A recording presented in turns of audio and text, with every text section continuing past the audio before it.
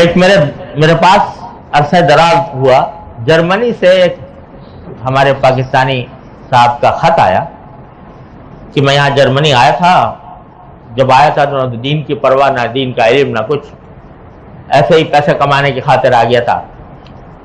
یہاں رہتے رہتے کسی جرمن خاتون سے میری تعلقات ہو گئے، شادی ہو گئی، وہ کرسچن تھی، مجھے کوئی پرواہ نہیں تھی کون کرسچن کون مسلمان، یہاں تک کہ بچے ہو گئے۔ بچہ جب ہوا تو میں کچھ دنوں کے بعد دیکھا کہ میری بیوی، کرسچن بیوی، میرے بچے کو کرسچینٹی پڑھا رہی ہے، عیسائیت پڑھا رہی ہے۔ اس وقت میرے اندر کا مسلمان جاگا کہ یا اللہ یہ میری اولاد ہے اور یہ کرسچن بنے گی۔ میری بیوی اس کے ساتھ، تو میں نے بیوی سے کہا کہ بھائی تم یہ میری اولاد کو تم یہ کرسچینٹی مت پڑھاؤ۔ میں کیا پڑھاؤں گے؟ اسلام پڑھاؤ۔ کیوں نہ پڑھاؤں؟ میں کرسچینٹی کیوں نہ پڑھاؤں؟ میں نے کہا کرسچینٹی تو غلط ہے، اسلام صحیح ہے۔ کیوں صحیح ہے؟ اسلام میں کیا بات ہے؟ کرسچینٹی میں کیا خرابی ہے؟ اب میں صفر، نہ مجھے اسلام کا پتہ نہ مجھے کرسچینٹی کا پتہ، لہذا نہ میں اس سے بحث کر سکوں، نہ اس کو قائل کر سکوں، نہ اس کشمکش میں مبتلا ہوں۔ میں نے نماز بھی شروع کر دی اس کے بعد، لیکن نماز روزہ شروع کر دیا، لیکن دیکھتا ہوں کہ میرے بچے دوسرے راستے پہ جا رہے ہیں۔ آپ خدا کے لیے میری کچھ مدد کی۔ تو میں نے اس کو جواب میں لکھا کہ ایک پہلا کام تو آپ یہ کریں کہ بحث کرنا چھوڑ دیں بیوی سے۔ بحث سے کبھی کوئی فائدہ نہیں ہوتا، خاص طور سے جب آدمی جانتا ہی نہ ہو اسلام کیا ہے، کرسچینٹی کیا ہے۔ بحث کرنا چھوڑ دیں، اس سے محبت سے پیش آئیں۔ اور میں ایک کتاب بھیج رہا ہوں، میری کتاب ہے واٹ از کرسچینٹی کے نام سے، کرسچینٹی کو، تو اس سے کہیں بھائی اگر تم باقی سمجھتے ہو کہ اللہ کو راضی کرنا ہے تو خدا کو تم بھی مانتی ہو، میں بھی مانتا ہوں، تو ایک کام کیا کرو کہ رات کو بیٹھ کے روزانہ یہ دعا کیا کرو کہ یا اللہ اگر کرسچینٹی برحق ہے تو میرا دل اس پر جما دیجیے، اور اگر اسلام برحق ہے تو میرا دل اسلام کی طرف موڑ دیجیے۔ اس سے کہو روزانہ یہ دعا کرو، میں بھی دعا کروں گا تم بھی کرو، دونوں بیٹھ کے دعا کریں کیا کریں رات کو، اور ساتھ میں میری کتاب ہے یہ اس سے کہتا ہوں اس کا مطالعہ کر لیں۔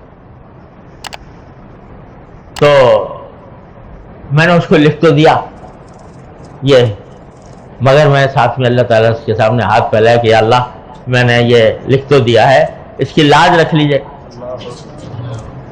تو کچھ دن کے بعد اس کا خط آیا کہ الحمدللہ میری بیوی راضی تو ہو گئی ہے، اور وہ ہم دونوں بیٹھ کے دعا بھی کرتے ہیں رات، اور آپ کی کتاب بھی پڑھنے لگی ہے، لیکن فرق کچھ نہیں ہوا، یوں کا توں ہے معاملہ۔